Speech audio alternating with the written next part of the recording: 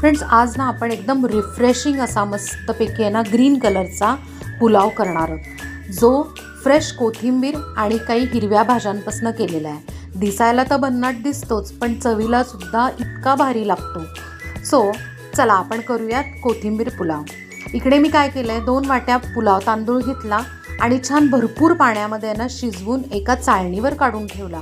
म्हणजे पाणी पण त्याचं पूर्ण निघून जाईल आणि मोकळासुद्धा होईल.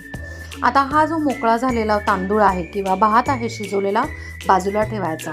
आपल्याला इथे काही भाज्या लागणार आहेत, त्या पण आपण हिरव्याच घेतलेल्या आहेत. इथे फरसबी, सिमला मिरची आणि फ्रेश मटार घेतलेले आहेत.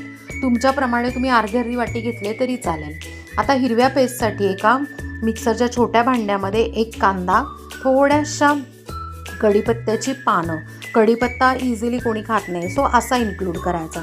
त्यात मग चवीप्रमाणे मिरच्या, आलं, लसूण आणि भरपूर कोथिंबीर, अर्ध लिंबू आणि थोडंसं पाणी हे टाकून आहे ना छान पेस्ट करून घ्यायची.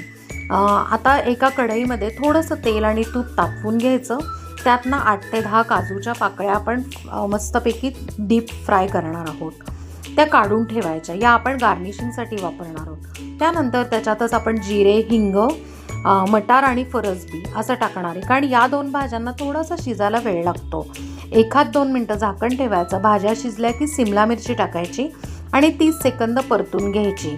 अजिबात ना अशी मऊ शिजवायची नाही, थोड्याशा भाज्या क्रंची पाहिजे, मग पुलाव खायला खूप मजा येईल.